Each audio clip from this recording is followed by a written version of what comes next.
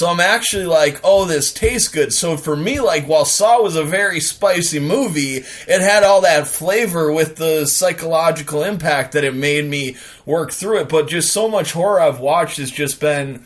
I'm probably not giving it enough credit because I haven't watched enough. But there's a lot of slasher just like for the sake of slasher things, but that exists. Like I can show you plenty of stuff where like there is like a good amount of horror movies that have a very deep psychological background in their story.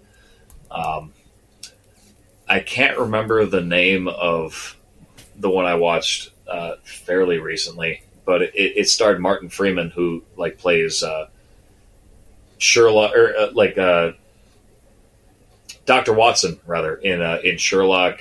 He was in The Office. He's been in a ton of stuff. But it was like he's like fucking Martin Freeman. I always forget his name, but yeah, that guy's in a ton of stuff. Yeah, he was in the Ali G movie actually too. He was The Hobbit.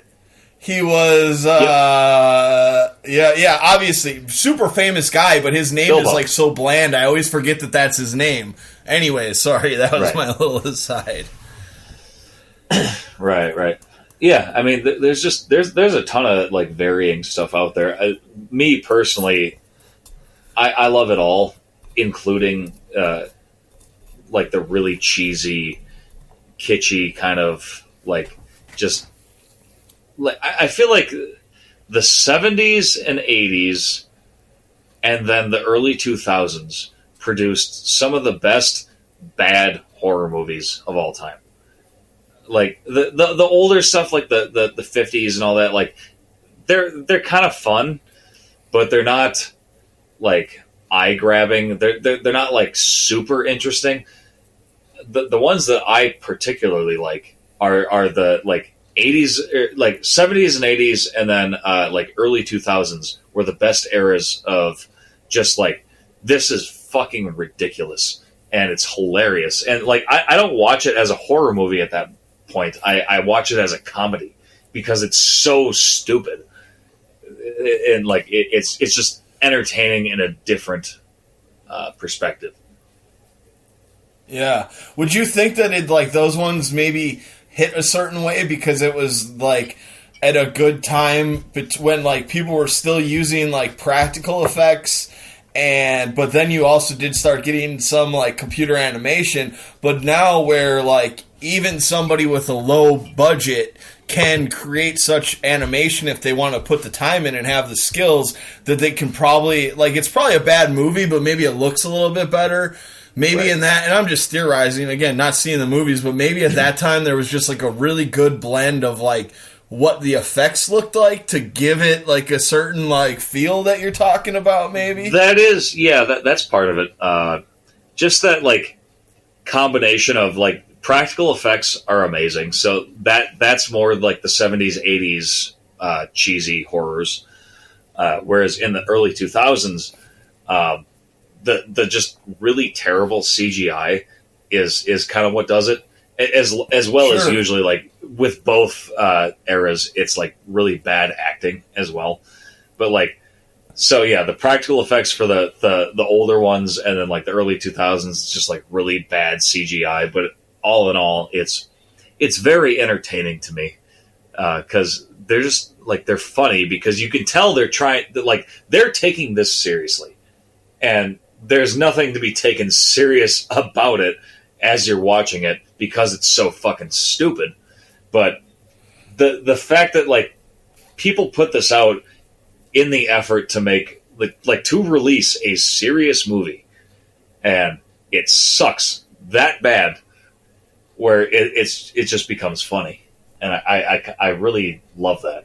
I think we kind of like discount with the bad acting in some of those cheaper movies, how much like a good score, the right cinematography and everything gets you to believe a character so that the acting like comes across in a better way. I've seen some movies that are really good movies, but I've seen clips of them during production where you hear the lines being said, but you're seeing it through like a camera where it's like a background camera. You can actually see like the other cameras that are actually filming the movie in the shot. So it takes away the realism, right? You don't have the music there, and you just hear these people saying their lines without all the other, like, you know, fluff to make it feel so good. And they all seem like shit actors. When you just hear them just saying their lines out loud, you know, it's like, wow. This guy's not really as good as I thought he was. And I'm sure that doesn't apply to maybe like, let's say, Leonardo DiCaprio or, George Clooney or some really good actor like that. But like your average, you know, like action type person, they just do a hell of a job making those people look so much better with all the other people that are involved, you know? And that's a very important thing to remember. You got to shout out to all those production people. Production is a huge part of what makes a movie good, or anything good, really. That's why this show sucks, because we don't produce shit. Well, we do produce shit. You got anything to close that out? Because we've been kind of just running out the clock here at the end of the show a little bit. Anything you want one for the road? You want to put a cap on this bitch? Put a cap on this episode like you're not going to put a cap on your sparkling lemonade? I mean, shit. Just go out there and be yourselves, guys. Like, that's all I have to say. Like, don't take so much weight in, like, what people tell you what is right and what is wrong, what you should believe, what you shouldn't believe. I'm not trying to border. You sure about that one? Yeah, because I'm doing it right now. I'm not. I meant don't let people tell you what you should believe, what you shouldn't believe. I mean, maybe that's not exactly the tone in this world. I don't want to step on your one for the road. I just like, it's a tricky time right now, Matt. Be careful. You're stepping on the lava. It's tricky. I'm not trying to appear philosophical over here. All I'm saying is, you know, just like live your life by what you think is right and not what, you know, you're told is correct or incorrect. Just make your own decisions, I guess, is all the fuck I'm saying. I don't have a strong message to send you with this week. I'm just saying, be your fucking self. That I guess that's all I'm saying. Make your own decisions. You got one? Well, I just really like to pick up on that because I do, you know, wholeheartedly agree with everything that you're saying in the sense of being an individual and being able to live, you know, freely in so much to the point that you're not affecting anybody else's freedom. You're not harming anybody else. So, like, yes, I agree with you when you say believe what you want to believe, but why I had to step on what you're saying there is, like, there are certain things, though, that just aren't true.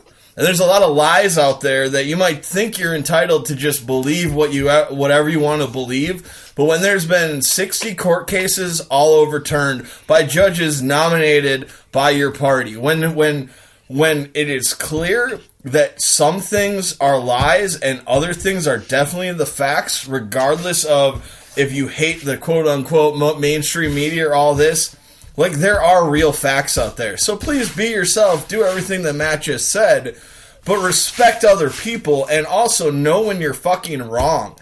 Like, because sometimes you just are. And one of the best ways to, like, grow and to take control of your life is to know when you're wrong and fucking move on, not just keep fighting for the fucking bullshit that you want to believe. Absolutely. You put it way better than I could have. But well, I needed you to get me to what I said, so it was like I wouldn't have had any of those words had you not said your words. So, you know, that's why there's two of us on this podcast, because we need each other, just like we all need each other, right? Right? We all do. Unity. Boo. We all do. I find myself at a strange crossroads of saying fuck all human beings and we all need to get together. But that's the one for the road. That is the true one for the road. All right, creeps. Well, we thank you once again for joining us. This has been the Loose Stool with Matt and Nick. If you'd like to follow us on social media, that is at Loose Stool Pod on Twitter. If you'd like to buy us our next beer, we'd be ever so appreciative. That is patreon.com/the Loose Stool.